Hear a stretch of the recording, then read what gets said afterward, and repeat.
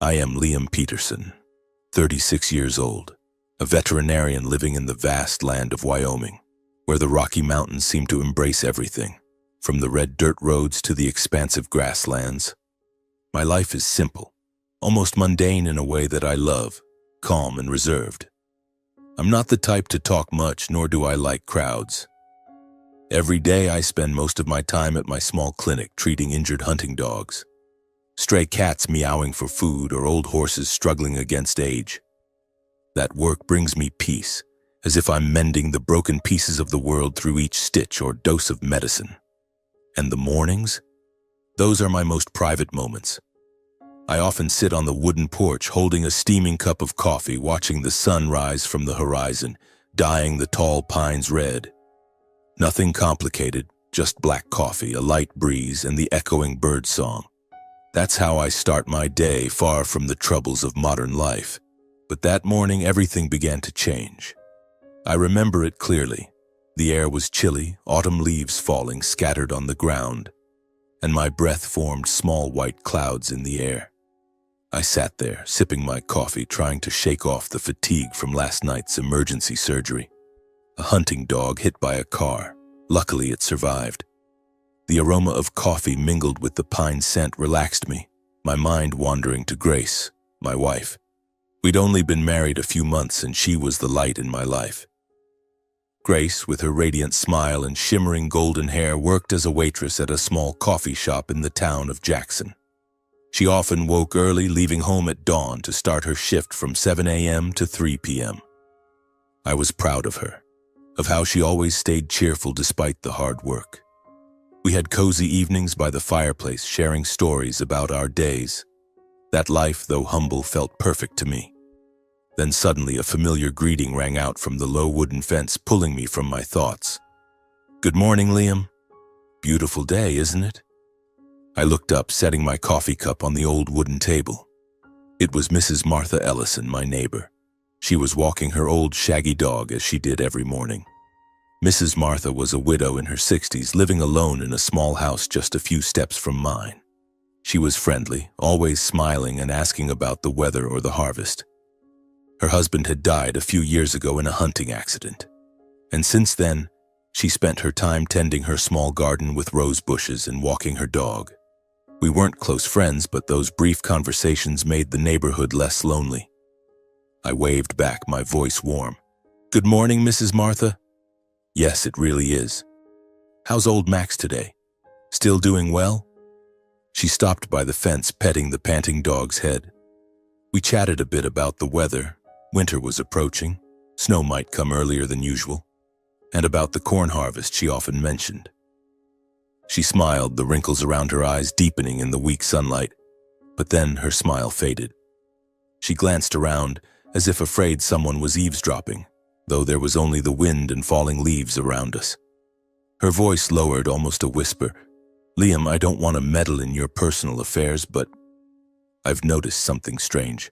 My heart tightened slightly. Mrs. Martha wasn't the gossipy type, so when she said that, I knew it was serious. I leaned forward, my voice gentle. "What's wrong, ma'am? Is something the matter?" She took a deep breath, her eyes on the ground as if weighing her words. "Lately, I've seen Grace's car parked at home early, around 1 p.m. Not just once or twice, but repeatedly. I often sit on my porch knitting, so I notice." I frowned, trying to understand. Grace worked until 3 p.m., rarely coming home early unless the shop was slow or she was sick. But Mrs. Martha continued, her voice growing quieter. "And there's a strange red pickup truck, I don't know whose, that shows up in front of your house every time Grace comes home early. It parks there for a while, then leaves. I don't want to think badly, but it makes me wonder. What is Grace doing coming home so early? You know, small town, people talk." Her words hit me like a punch to the chest. I sat still, the coffee now cold in my hand. Grace coming home early? And a strange red pickup? I tried to recall recent days, but nothing seemed unusual. I was often busy at the clinic until late, and every time I got home, Grace was always waiting with a hot dinner. I nodded to Mrs. Martha, trying to keep my voice steady. "Thank you for telling me. I'll ask Grace about it. Maybe it's just a misunderstanding." She nodded, her face worried. Yes, I hope so. Be careful, Liam. Then she walked on with her dog, leaving me alone with the cold wind. I sat there, staring at the empty yard, a strange feeling rising. Suspicion mixed with worry. Why was Grace coming home early? And the red pickup, whose was it? I pictured the scene. Grace parking in front of the house, then a strange truck appearing, parking beside it. Who got out of it? What did they do in my house? The thought made my heart beat faster. I wasn't the jealous type, but our marriage was new, and Grace was everything to me. Mrs. Martha's words were like a seed of doubt planted in my heart. I stood up, walked into the house, but my feet felt heavy as if being held back. The familiar wooden house suddenly seemed strange, as if the walls were whispering secrets I didn't know. I poured the remaining coffee into the sink, watching the water wash it away, and wondered if my marriage was drifting away in the same manner. Grace and we had truly happy months together. The first time I met her was at the coffee shop where she worked. Grace had a smile that could melt even Wyoming snow. We dated through picnics by the lake, nights lying by the fireplace telling jokes. When I proposed, she cried with joy, and our small wedding was the happiest day of my life. I thought I had found peace, but now, the neighbor's words had shaken everything. I drove to the clinic to work, but that entire morning I couldn't focus. My clinic was on the edge of Jackson Town, a small building with the smell of disinfectant and the barking of dogs and cats. I examined a horse with arthritis, vaccinated a few puppies, but my mind kept wandering. Every time I looked at the clock, I imagined Grace somewhere else, not at the coffee shop. 1 p.m., the time Mrs. Martha said she came home. I wondered, what is she doing right now? Is that red truck parked in front? The thought made my hands tremble as I held the syringe, and I had to stop, taking deep breaths to calm down. I'm going crazy, I told myself. Grace loves me. It's probably just friends visiting. But that bad premonition, it was like a venomous snake coiled in my stomach waiting to strike. At noon, I quickly ate a sandwich at the clinic, but it wouldn't go down. I called Grace, pretending to check in. Honey, is the shop busy today? Her voice was cheerful over the phone. Yeah, super busy, babe. I'm swamped here. Love you. I hung up, feeling a bit lighter, but then thought, is she lying? I recalled the time she came home later than usual, explaining it was a party at the shop, or the strange messages she quickly deleted when I accidentally saw them. Those small details, which I had overlooked before because of trust, now became pieces of a frightening puzzle. I blamed myself. Why are you doubting your wife? Mrs. Martha might be mistaken, but deep down I knew she wasn't the type to make things up. She lived alone, observing everything as part of her daily life. Late afternoon, I drove home, the Wyoming wind blowing through the open window, carrying the scent of damp earth and forest pines. The familiar road with golden-leaved trees now seemed endlessly long. I parked in front of the gate, looking at the lit house, and my heart beat faster. Grace was home, her car parked neatly. I walked in, the smell of grilled meat wafting from the kitchen. She was there, wearing an apron, humming an old song softly. You're home. I'm making your favorite grilled chicken salad. She turned around, hugged me, and I tried to hug back, but the embrace now felt awkward. We sat at the dinner table with hot plates of food and talked about our days. I told her about the arthritic horse. She told me about difficult customers at the shop. Everything seemed normal, but in my head, Mrs. Martha's words echoed. As the meal neared its end, I couldn't hold back anymore. I set down my fork, looking at Grace across the flickering candlelight on the table. Honey, this morning I ran into Mrs. Martha. She told me something strange. Grace looked up, her smile still on her lips, but I saw her eyes blink slightly. What was it, babe? She always talks about the weather. I took a deep breath, trying to keep my voice light. She said lately she's often seen your car parked at home early around 1 p.m., and there's a strange red pickup truck parking in front every time you come home early. She's worried, so she told me. Those words hung in the air, and I observed Grace closely like a doctor diagnosing an illness. She paused for a moment, just a brief second, as if time stood still. A flash of panic crossed her face, her eyes widening, her lips trembling slightly. But then, quick as a flash, she regained her composure. A forced smile appeared, no longer as natural as usual. "Oh, that's all? It's just a misunderstanding, babe. An old friend from out of town was traveling through the area, so he stopped by to visit me. I came home early a few times to meet him. Mrs. Martha has too much time on her hands, always meddling in others' business." Her voice tried to be cheerful, but I heard the tension. She picked up her glass of water, taking a big gulp, avoiding direct eye contact with me. I sat silently, not saying anything right away, just observing. My heart pounded, anxious, like waiting for a bomb to explode. Grace continued, "Don't worry, it's just a friend. He told old stories." We laughed a bit. "I don't want you thinking nonsense." But her tone grew sharper. "And that Mrs. Martha, why doesn't she mind her own business? Small town, everyone loves to pry." "I hate that." She waved her hand as if trying to turn the whole thing into a trivial joke. "Come on, don't think about it anymore. Focus on eating before the food gets cold." She laughed, but the laugh didn't reach her eyes. I still sat in silence, noting every small change. Her eyes avoided mine, looking down at her plate instead. Her hand trembled slightly when holding the fork, and she swallowed more frequently. That overreaction from initial panic to sharpness made me feel something was off. If it was just an old friend, why explain at length? Why not specify the friend's name or the reason for coming home early? She avoided details, keeping it all vague. That bad premonition rose again, stronger than ever. I nodded, pretending to accept. Yeah, I was probably overthinking. "You're right, Mrs. Martha worries too much." But inside, the doubt was greater than ever. Grace stood up, clearing the table, her voice cheerful again. "I'm going to shower now, you watch TV." She kissed my cheek, then went into the bedroom. I sat back at the dinner table, looking at the unfinished glass of wine. The light from the hanging lamp shone down, casting long shadows on the wooden floor. A cold feeling surged in my heart, like the Wyoming winter wind blowing through it. The intuition that the story about the strange truck was just the tip of a deeper secret. "Grace, what are you hiding? Who is that old friend? And why did you react like you'd been caught red-handed?" I picked up the glass of wine, took a sip, but the bitterness spread, unable to dispel the worry. That night I lay beside Grace, hearing her steady breathing, but sleep wouldn't come. I recalled beautiful memories.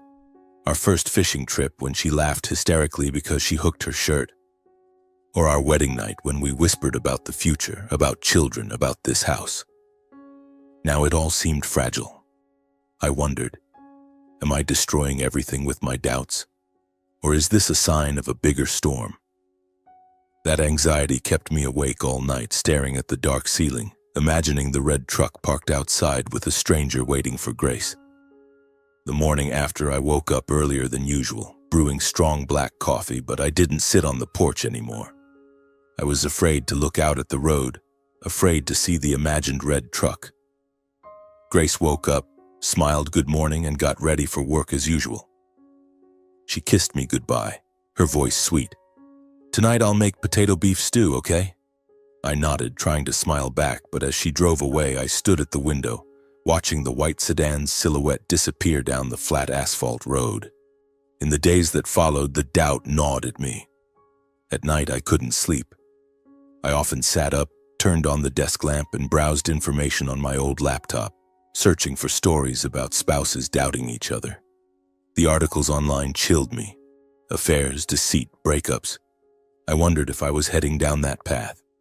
Grace lay beside me, sleeping soundly, her golden hair spread across the pillow. I looked at her, my heart full of conflict. Love mixed with suspicion, like white snow mingled with mud. I recalled our honeymoon trip to Yellowstone when we sat by the hot springs, promising to be together forever. Now that promise seemed fragile. I turned off the light, lay down, but thoughts flooded in. If Grace is cheating, what then? What will you do? That premonition kept me awake all night, exhausted and drained. After 4 such restless nights, I decided to take action. I couldn't just sit and wait anymore. The next morning, I drove into town, stopping at a small electronics store in Jackson. I bought a compact security camera, the kind that connects to a phone, records in HD, and detects motion. The salesman asked, "Where are you installing it? House or garage?" I forced a smile. "Just in front of the gate for safety." But inside, I knew it was to spy on my own wife. Back home, I installed it secretly, hiding it behind a bush near the fence, aiming the lens at the road. My heart raced as I connected the app on my phone. "What are you doing, Liam? Spying on your wife like a criminal?" Guilt crept in, but the doubt was stronger. I checked the footage, clear, covering the entire gate and driveway. For nearly a week after that, everything seemed so normal it made me confused. Grace left for work on time, came home at 3 p.m., sometimes later if the shop was busy. She texted me more regularly than before. "Honey, I'm brewing coffee for customers here. Tired today, but miss you so much." Each message made me sigh in relief, but then I'd check the camera. In the evenings, when Grace slept, I sat alone in the living room, opening the app, reviewing the day's recordings. Only her white sedan parking at the right time, Grace walking into the house with her bag. No strangers entering or leaving. No red truck. No unfamiliar shadows. Day 1, 2, 3. All normal. I laughed at myself inwardly. "You're an idiot, Liam. Grace isn't cheating.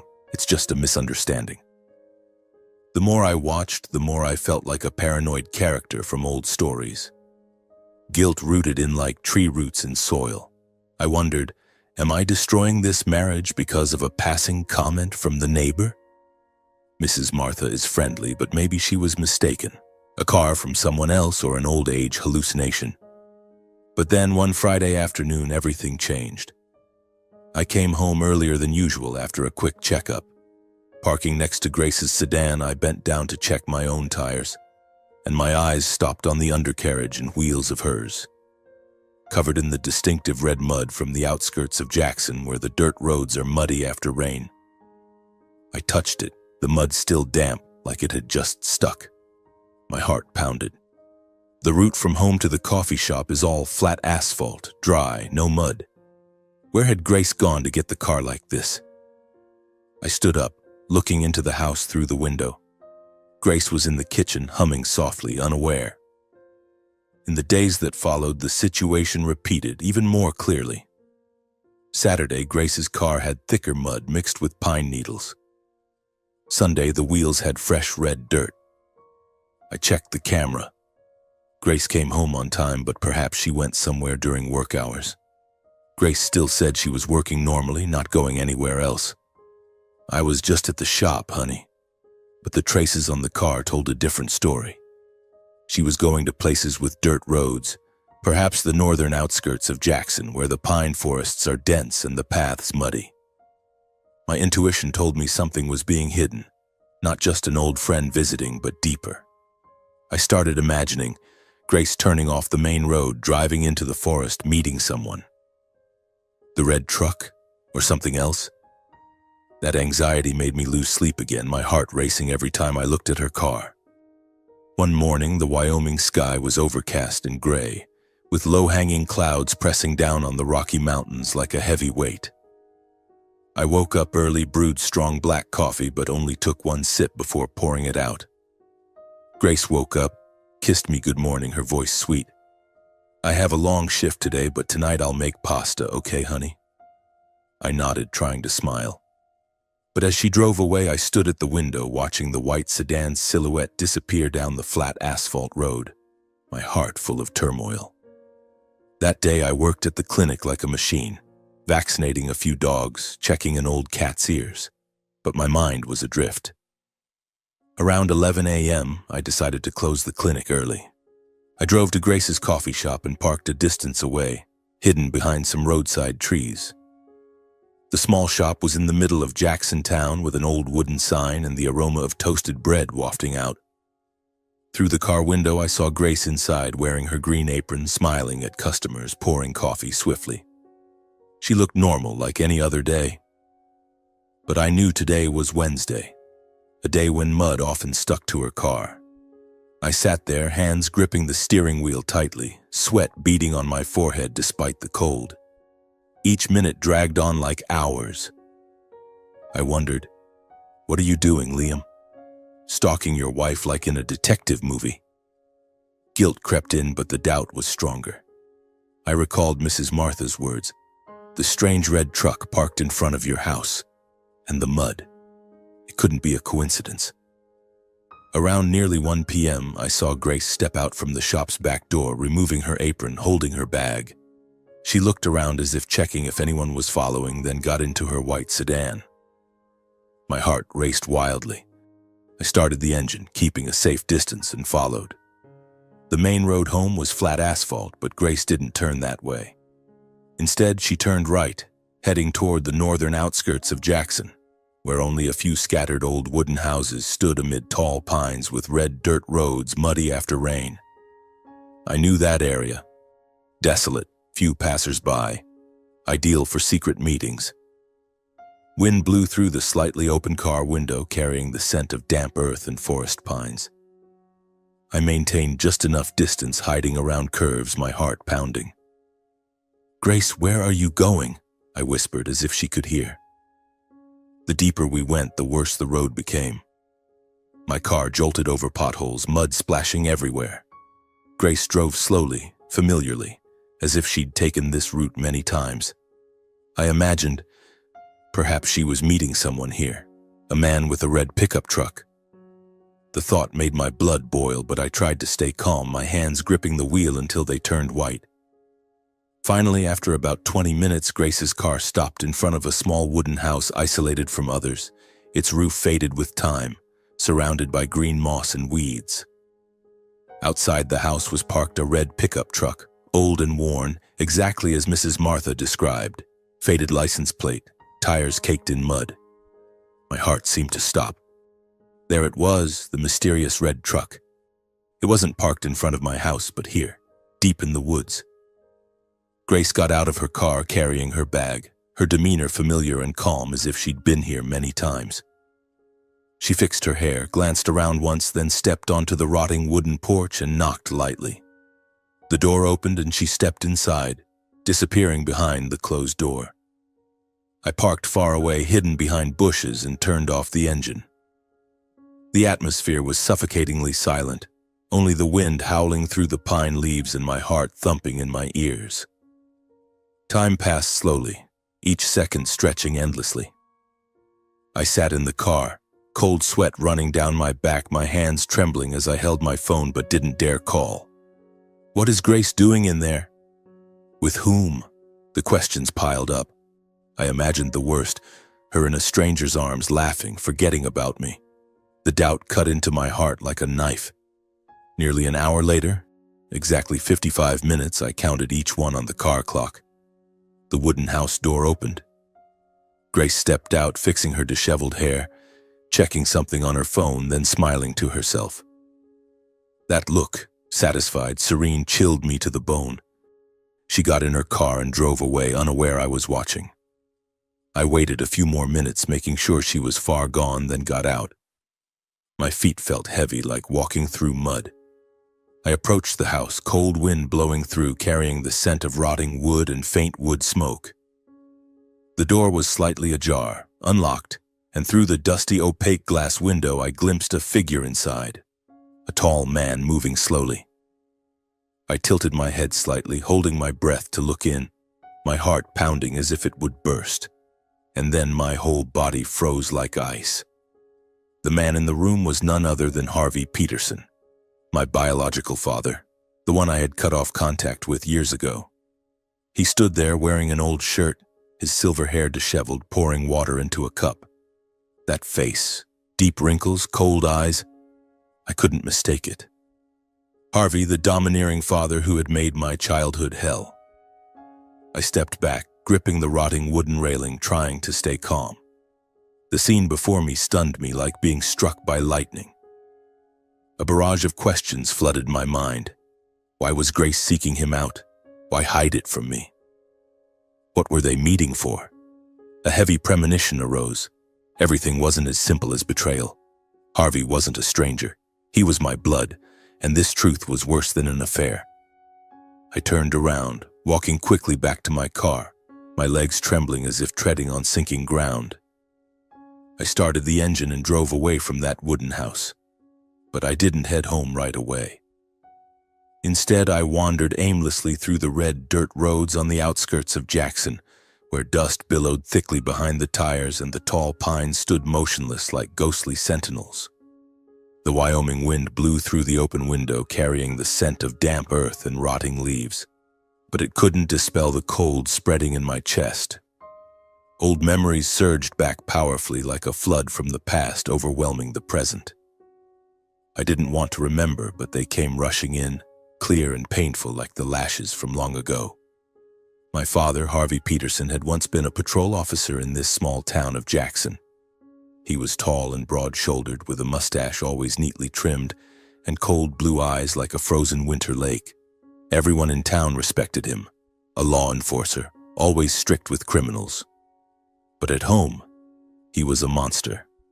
Hot-tempered and domineering, he treated the family like a small police station, where he was the absolute commander. I remember the afternoons when he'd come home, take off his uniform, hang his gun on the rack, and his voice would echo, "I had a bad day today." That was the signal for the impending rage. He didn't need a big reason, just a sideways glance, a word out of place was enough to set him off. My mother, Madeline, was the gentlest woman I'd ever known. She had long brown hair always tied neatly at the nape of her neck, and a smile as warm as Wyoming spring sunshine. She worked as a teacher at the local elementary school, teaching kids to read and draw. She was the only light in that dark wooden house. But Mom passed away early when I was just 8. Leukemia, the doctor said. She left quickly, leaving Dad and me in a vast emptiness. I remember the night she died. I sat by her hospital bed, holding her hand, tears streaming down. She whispered, "My boy, be strong. Mom loves you." Dad stood in the corner of the room, not crying, just clenching his fists tightly. After Mom's death, Dad grew increasingly cold, domineering, and violent. It was as if he lost his last shred of humanity, turning into a machine full of anger. The beatings started from there. The first time I broke a glass while washing dishes. The shattering sound rang out, and Dad stormed into the kitchen like a hurricane. "You think money falls from the sky?" he snarled, then grabbed my collar and dragged me into the living room. His leather belt, the old police belt, was pulled out, and the first lashes whipped down on my back.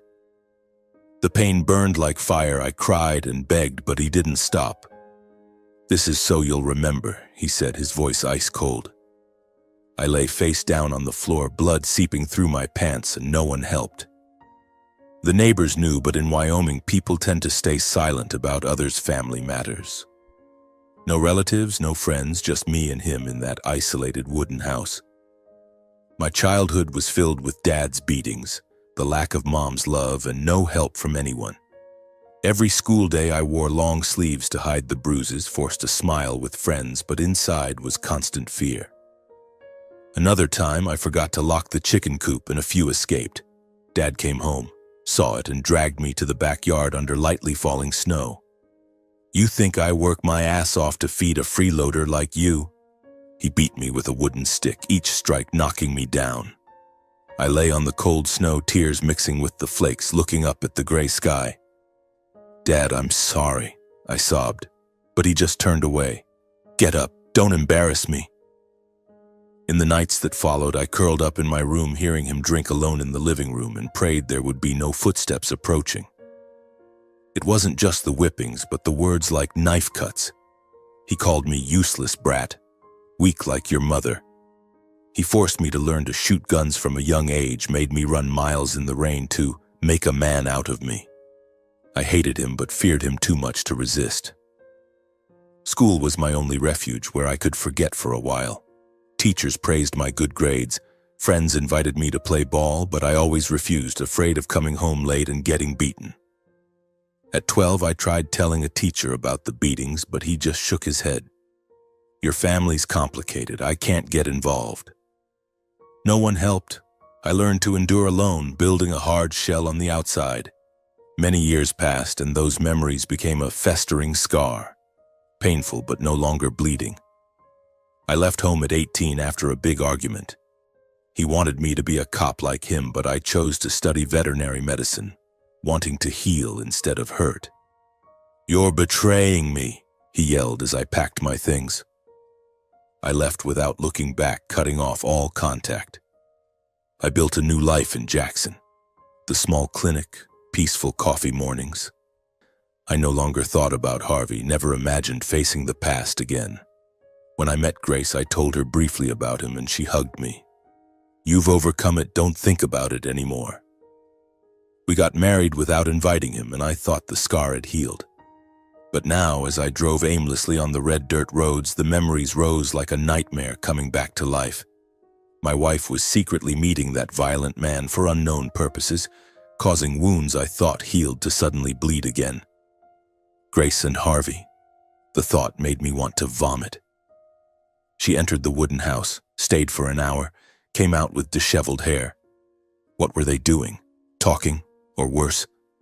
But why was Grace hiding it? And Harvey, what did he want from my wife? A heavy premonition. He was using Grace to get revenge on me, to destroy the life I'd built. He hated me for leaving home, for not following his path, for having happiness he didn't.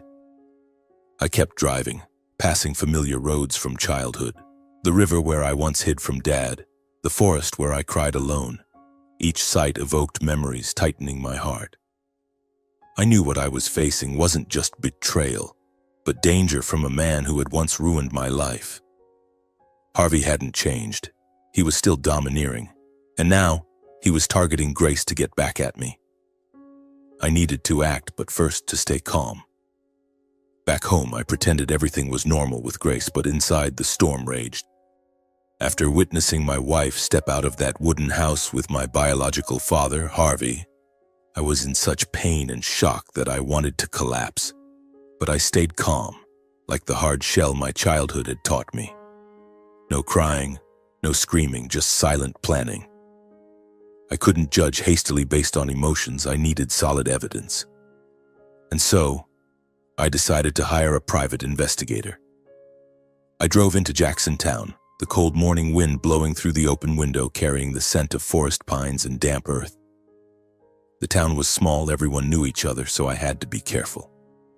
I remembered a small detective office on the main street run by an old man named Jack Thompson, a retired cop known for his discretion. I parked far away and walked into the simple office, with the smell of stale coffee and piled-up papers.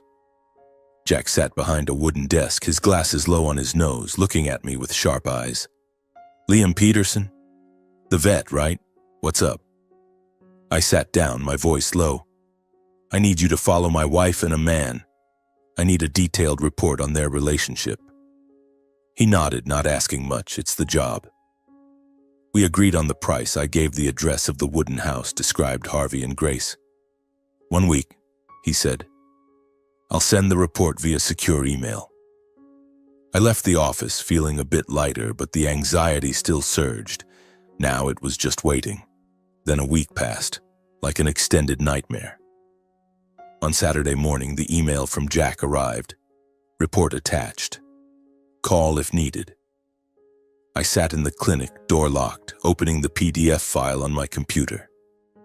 My heart pounded, my hand trembling as I clicked the mouse.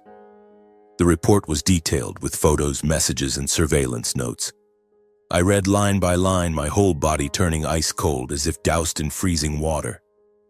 Harvey and Grace were having an affair, not just meeting, but lovers. Photos showed them embracing in front of the wooden house, Grace smiling happily in his arms. Messages. "I miss you. See you this afternoon." From an unknown number, but the investigator confirmed it was Harvey. The cruel truth was revealed. Grace had no idea her lover was her father-in-law. Harvey deliberately hid his identity. He used a fake name, told stories of being a widower from afar without mentioning me or the past. I read on, my breathing rapid. Harvey had proactively approached Grace, gradually winning her trust and emotions. The investigator tracked. He visited the coffee shop a few months ago, sat at her serving table, chatted friendly. With his experienced demeanor, calm and deep conversation, telling about his wandering life, his losses, he slowly made Grace vulnerable. She, with her lonely childhood, Grace had told me her parents divorced early, was easily drawn to that understanding. They first met at the shop, then dated privately, and finally at the wooden house. Photos showed afternoons they spent there, door closed tight. Grace fell into his arms, thinking it was true love, but Harvey's true purpose was uncovered by the investigator. He did it all out of hatred and jealousy. The report detailed, Harvey resented me for not inviting him to the wedding, believing his son deliberately cut ties. He stalked me from afar, learned about Grace through small-town rumors. He couldn't accept my stable career, the successful clinic loved and trusted by many. A happy life with a beautiful wife, a cozy home, things he never had. He lost his police job due to an abuse of power scandal, living alone in the wooden house, addicted to alcohol. With deep-seated envy from the past, he planned to destroy my marriage, making me lose my wife and faith in loved ones. The investigator found his old diary. That bastard son will pay. I'll take away what he treasures most. I read each line in the report, my body turning ice cold as if my blood froze in my veins. My hands gripped the edge of the table tightly, tears rolling down unnoticed. I felt not only betrayed by my wife, Grace, whom I loved passionately, now my father's lover, but also torn apart by my own flesh and blood.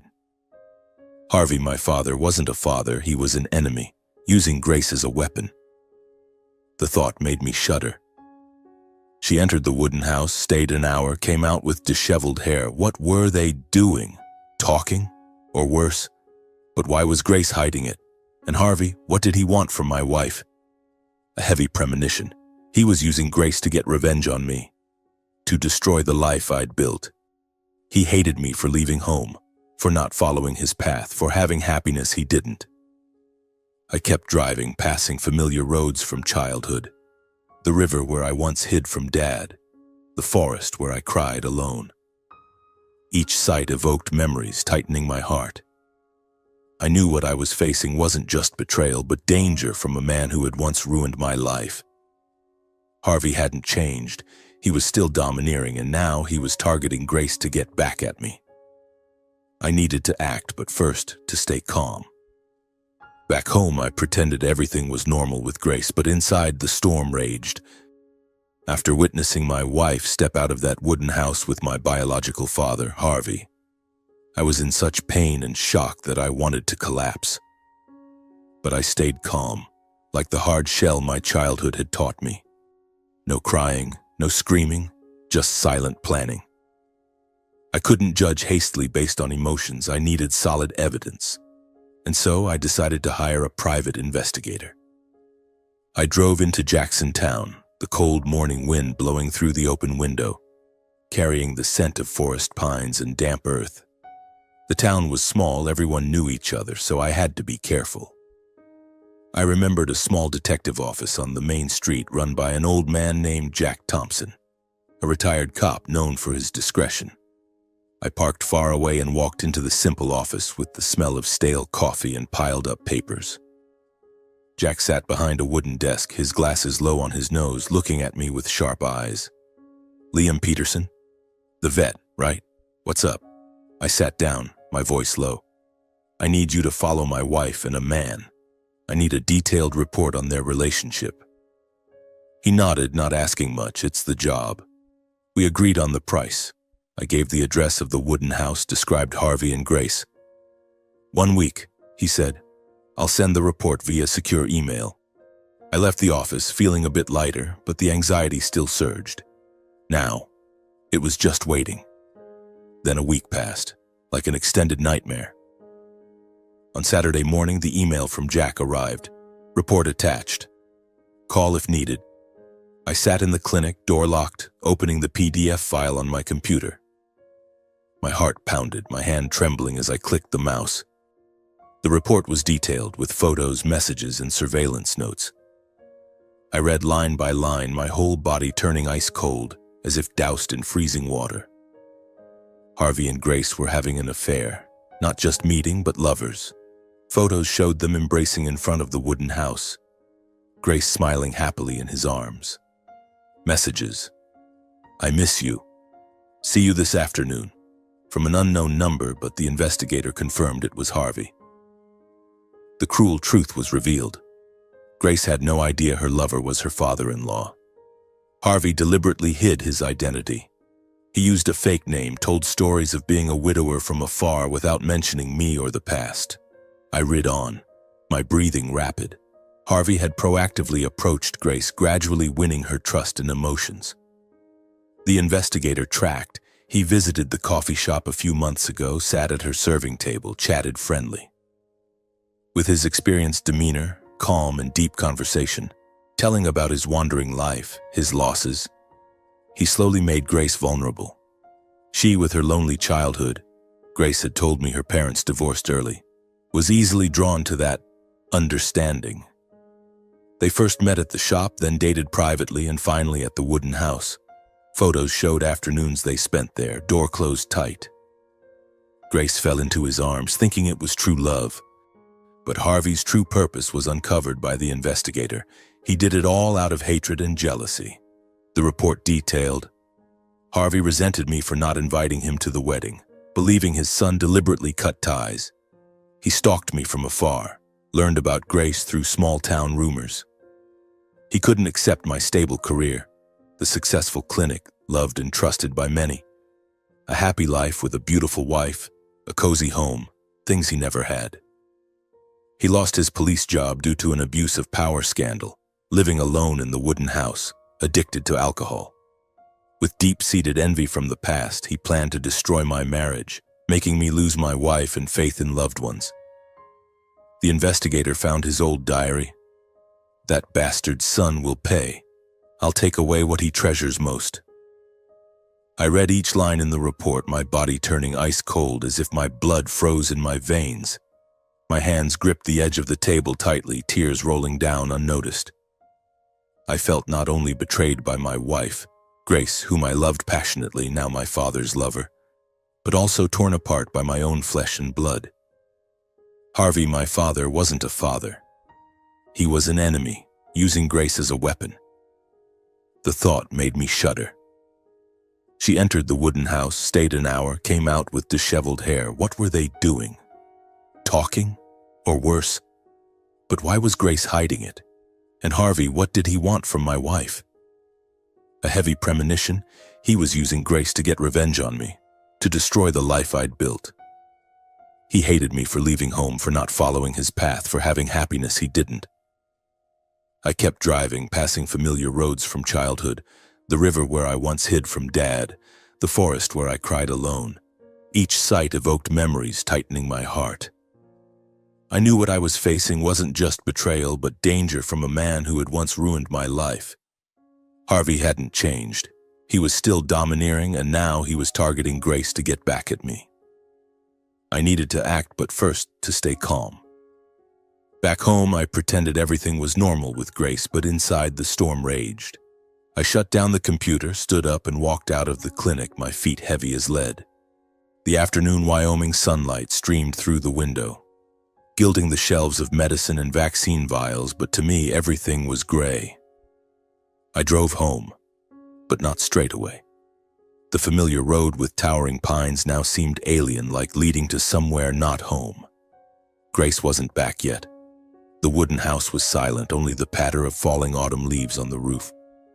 I sat at the kitchen table, staring at a cold cup of coffee, and let the tears fall freely.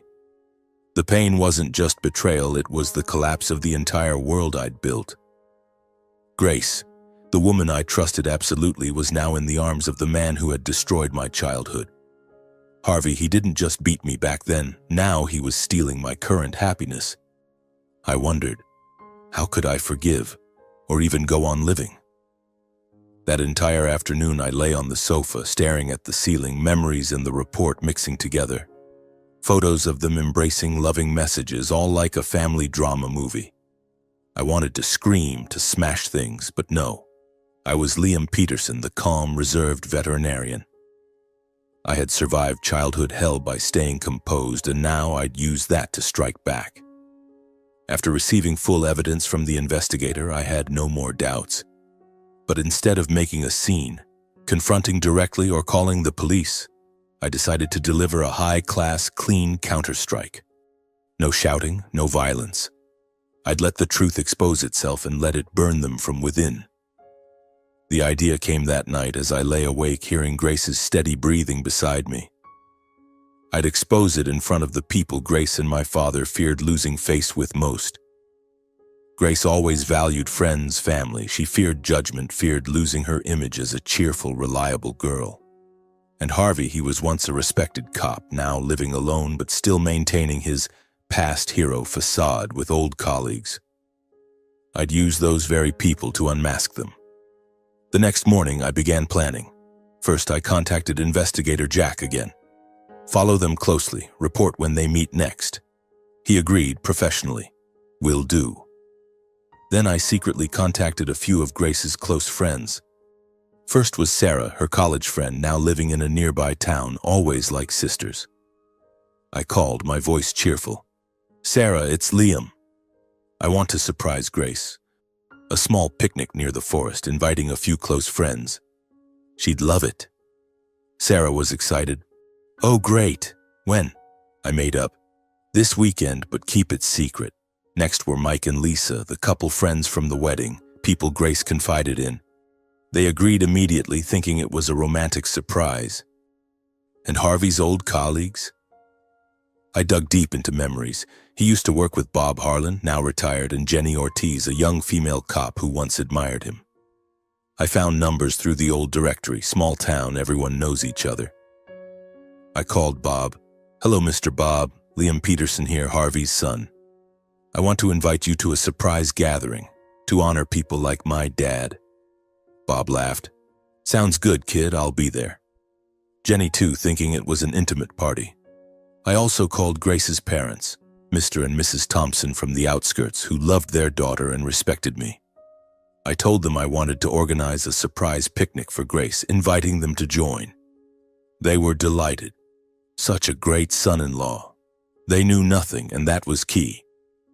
The guests thought it was a fun surprise, and all agreed to join, meeting at a roadside cafe on Saturday afternoon.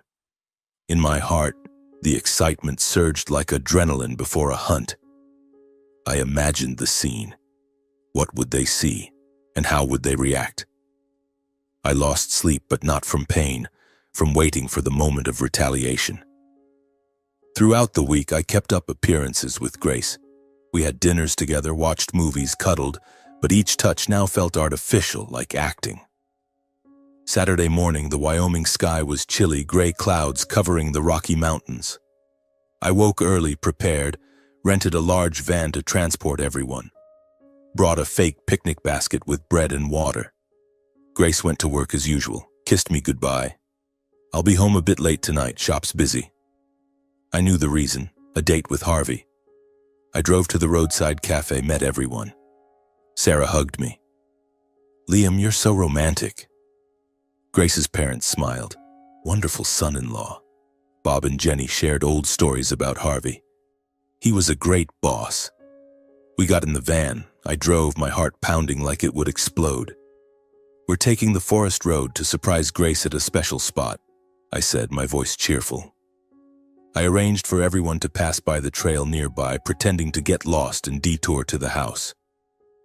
I drove slowly, got lost on the red dirt road, dust flying thick. Oops, seems I took the wrong turn, I said, then pointed to the wooden house. There's a house. Let's ask for directions. Everyone agreed, thinking it was part of the fun. We parked far away, walked over. The investigator texted, "They're inside, door ajar." My heart thumped, cold sweat running down my back. We approached, but I stopped at a safe distance, hiding behind dense bushes, letting everyone go ahead without knowing my true intent.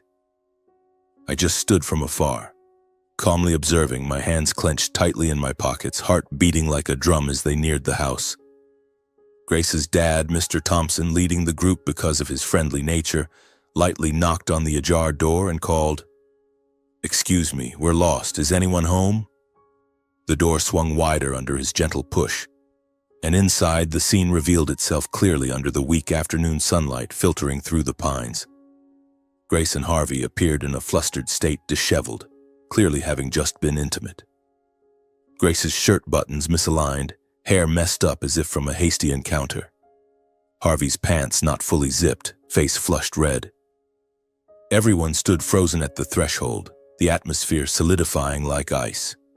No one said anything, but the shocked, embarrassed, and disappointed looks from her parents, close friends, old colleagues, said it all. Grace's dad widened his eyes, mouth agape, his face paling as if slapped. Her mom covered her mouth with her hand, tears rolling down, her body trembling as if about to fall. Sarah whispered, her voice breaking, "Grace. Oh God, what is this? Why are you here? Who is this man?" Bob shook his head vigorously, his voice hoarse. "Harvey, what the hell are you doing?" Jenny turned away, her shoulders shaking, disappointment clear on the face that once admired my father. From my position behind the bushes, I saw it all. Grace standing petrified, her face white as paper, hands trembling to cover her chest, eyes wide in horror as she recognized her parents and friends. She stammered, her voice weak. "Dad, Mom, why are you all here? It's not what you think." Harvey paled, standing unsteadily, his voice stammering like a drunk. It's a misunderstanding, and everyone leave." No place to hide, no words to defend. They were caught red-handed in broad daylight in front of their closest people. After the moment of utter humiliation in the wooden house, all eyes turned to Grace and Harvey like spotlights shining on two hunted animals. The atmosphere thickened to the point where I could hear my own heart pounding from afar. I took a deep breath, trying to stay calm, then stepped out from the dense bushes where I had hidden myself. My feet felt heavy, like walking through mud, but I didn't tremble. I faced them in front of everyone, the cold Wyoming wind blowing through my hair, carrying the scent of red earth and rotting leaves. Everyone turned to look at me, their eyes full of astonishment. Grace's parents whispered, "Liam, you're here. What's going on? Explain this clearly." Sarah gaped. You knew all along?" I nodded, my voice steady but cold like frozen lake water. "Yes, I knew everything. And now everyone else will too." I didn't scream, didn't charge in angrily like a wounded beast. No, I had learned from my childhood full of Harvey's whippings that anger only made things worse. Instead, I pulled out the intimate photos of Grace and Harvey from my coat pocket, the evidence the investigator Jack had provided printed clearly on glossy paper. I handed them first to my in-laws, Mr. and Mrs. Thompson, who took them with trembling hands, their eyes widening in horror as they looked at the images. Grace and Harvey embracing by the wooden house window, stolen kisses under the pines, secret meetings on the outskirts of Jackson. Then the messages, printed chat logs with passionate words. "I miss you so much. See you this afternoon, love." I passed them next to the group of acquaintances, Sarah, Mike, Lisa, Bob, Jenny. They handed them around, whispers of shock rising. "Oh God, how could this be? Harvey, what is he?"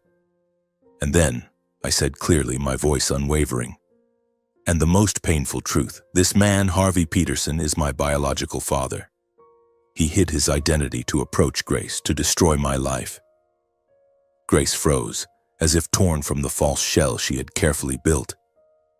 She stood there, hand over her mouth, eyes wide with horror, her whole body shaking like an autumn leaf in the wind. "Father? In-law?" she whispered, her voice breaking as if she couldn't believe her ears. She had no idea her lover was her father-in-law, and that truth nearly made her collapse. Her face paled, tears streaming uncontrollably, her body swaying as if about to fall. She looked at me, then at Harvey, then at everyone around, her parents, friends, people who once loved her now looking at her with eyes full of disappointment and disgust. "Liam, I didn't know. He said he was." Her words were fragmented, but no one listened anymore. Sarah turned away, unable to look at her best friend. Mrs. Thompson sobbed, clinging tightly to her husband. "My daughter, how could you?" Grace knelt on the floor, crying like a child, the cheerful, radiant shell I once loved now completely shattered. Harvey was speechless because this blow was too precise. He was utterly humiliated in front of his old colleagues, his son, the society he once prided himself on being part of. He stood there, hand gripping the rotting wooden table, his face flushing red, then turning ashen, eyes avoiding every gaze. Bob, his former comrade, shook his head. "Harvey, you're a bastard. I once thought you were a hero, now what?" Jenny, her voice trembling. You've disappointed me so much. I used to admire you." Harvey's face turned beet red, about to lunge at me in a fight, but Bob quickly held him back. My father tried to stammer, claiming innocence, but his words choked. Because the eyes of everyone, contemptuous, disgusted, whipped him like lashes more painful than any beating he ever gave me back then. He staggered into the room, slumping onto the sofa, hands covering his face, his whole body shaking. He, the domineering father who once controlled everything, was now just a frail old man, broken under the light of truth. I stood there looking at them, my heart full of chaos, pain mixed with satisfaction. I declared clearly, my voice calm but resolute, echoing in the silent wooden house. "I'm divorcing Grace and cutting ties with my father. There's nothing left to salvage. It ends here." Those words were like a final knife strike, severing any remaining threads. Everyone nodded, their eyes full of pity for me, but also full of contempt for Grace and Harvey. Grace, humiliated and ashamed to the point of unbearability, stood up, her hands trembling as she grabbed her keys from her bag, covered her face, and ran out of the house. She rushed toward her white sedan, stumbling on the red dirt road, but not stopping, started the engine and sped away, leaving a cloud of dust behind. The sound of the car faded, blending into the Wyoming wind like a final farewell. Harvey was left alone to face the music under the contemptuous and disdainful eyes of everyone. He sat there, not daring to lift his head, while Bob and Jenny turned away. "I'm out of here, Harvey. Never see you again." Grace's parents looked at him with eyes full of rage. "You've destroyed my daughter, destroyed this family." They left, leaving him alone in the dark wooden house, the door slamming shut like a sentence. I was the last to leave, looking at him one final time. An old, broken man, no longer the ghost of my childhood, just a pitiful figure. I turned my back, stepping out into the weak afternoon sunlight of Jackson, the cold wind blowing through, carrying the scent of red earth and rotting leaves. Everyone waited for me by the van. Sarah hugged me. "Liam, you're so brave." I nodded, drove everyone back, my heart heavy but also relieved. The truth had been exposed, and now I could start over. On the way back, the atmosphere in the van was heavy silence, only sighs and Mrs. Thompson's soft sobs. Mr. Thompson patted my shoulder. "Son, you did the right thing. We never expected." I briefly recounted the investigator's report, Harvey's plan, Grace's deception. Everyone was even more shocked. Sarah whispered, "Grace, I thought she was my best friend. How could she?" Jenny shook her head. "Harvey was my boss. Now I feel disgusted." Back home, I saw everyone off, promising to stay in touch later. I sat alone at the kitchen table, looking at the unfinished glass of wine, my heart full of storm. Exposing the truth, though clever, still hurt me. Grace crying and running away, Harvey shattered. But I knew this was the only way to end it. That night I couldn't sleep, memories swirling. Grace's eyes when she learned Harvey was my father, the shattering sound of a wine glass. The anxiety faded, replaced by a strange peace. I was free. The next day, the aftermath still haunted. Grace called repeatedly, sobbing, "Liam, I didn't know. Please forgive me this time." But I stayed silent, only thinking about the future. Her parents came, comforting me. "You're a good son-in-law. Grace was wrong." Harvey didn't call, probably drowning in shame. The town buzzed, rumors spread, but I kept quiet. I returned to the clinic, treating animals, my hands still trembling. Each healing case I felt myself healing too. Wyoming's winds blew strong, sweeping away the remnants, and I, Liam Peterson, began to breathe easier. The consequences came to Harvey swiftly and harshly, like karma he had brought upon himself. His reputation collapsed in just a few days. In the small town of Jackson, rumors spread like wildfire. His old colleagues in the police force, those who once respected him as a former hero, they turned their backs completely. Bob Harlan, his longtime comrade, called him that very evening. "Harvey, you're a bastard. I'm ashamed to have ever worked with you. Don't ever contact me again." Jenny Ortiz, the young female officer who once admired him for his brave patrol stories, posted a vague status on the local social media. "Sometimes the people we respect the most turn out to be the most vile. Learned an expensive lesson." The chat group of Jackson's former cops removed him from the list, not inviting him to annual gatherings. Neighbors around the rotting wooden house, those who used to greet him politely when walking their dogs, now avoided him like the plague. The old lady next door who used to bring over bread now kept her door tightly shut whenever she saw him in the yard. The town whispered, "Harvey Peterson, the man who destroyed his own son's family. Truly shameful."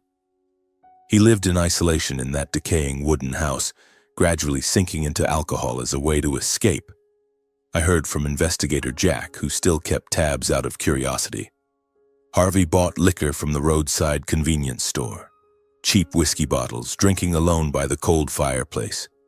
He rarely left the house, only sneaking out for groceries at night, avoiding familiar faces. The house, already weathered, grew even more dilapidated. Thicker moss, leaky roof from rain, and the howling wind at night like a curse. Harvey self-destructed in torment and guilt for ruining his son's life. He called me a few times, his voice trembling in voicemails. "Liam, son, I was wrong. I was jealous of you." But I didn't respond.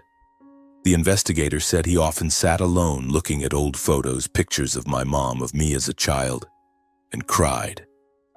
That guilt corroded him from within, making him ill, his hair turning completely white in just a few months.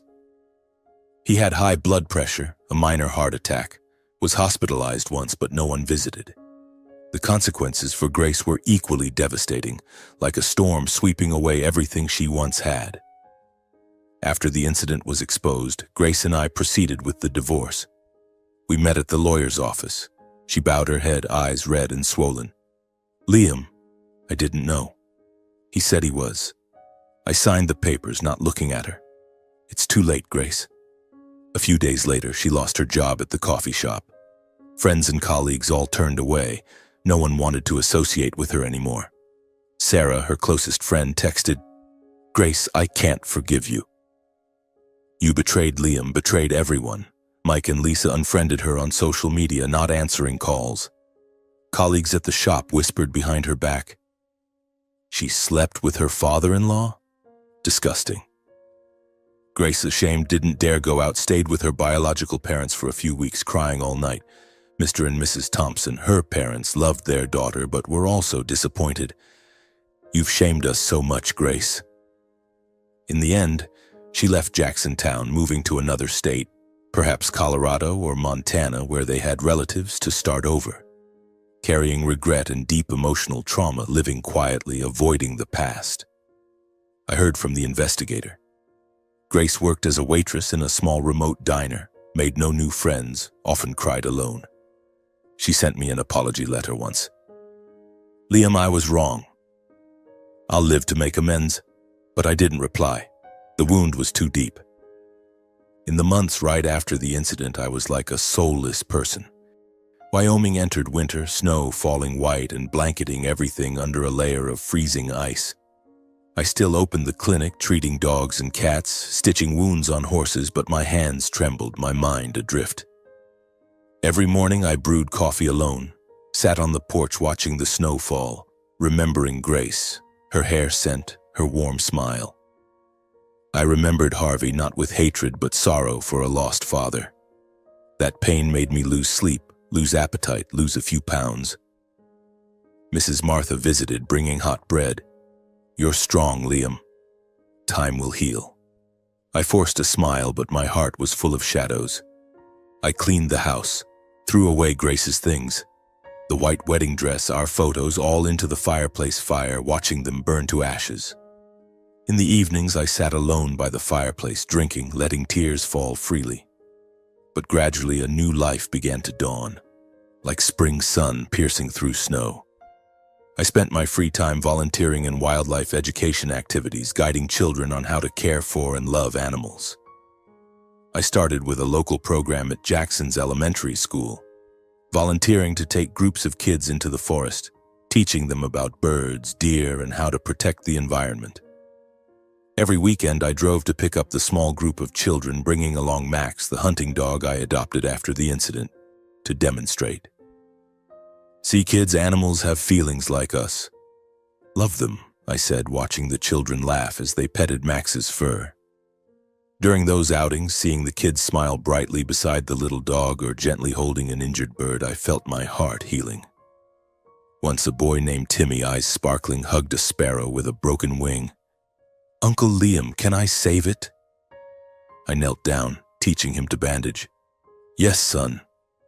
With love, anything is possible." In that moment, my heart warmed, the past wounds seeming to fade. I understood that sometimes people don't need to leave to find peace again. Just choose to live better each day, and the heart will heal its old scars on its own. I expanded the clinic, hiring an assistant, a young girl named Anna, enthusiastic and cheerful. We treated animals together, and through that, I learned to trust again. Occasionally, memories returned. An afternoon with strong winds, I remembered Grace crying, Harvey alone. But I didn't hate. They faced consequences, and I chose to forgive myself. I drove through the outskirts, past the abandoned wooden house, moss-covered, and smiled sadly. Life went on, and I, Liam Peterson, rose from the ashes, living more fully than ever.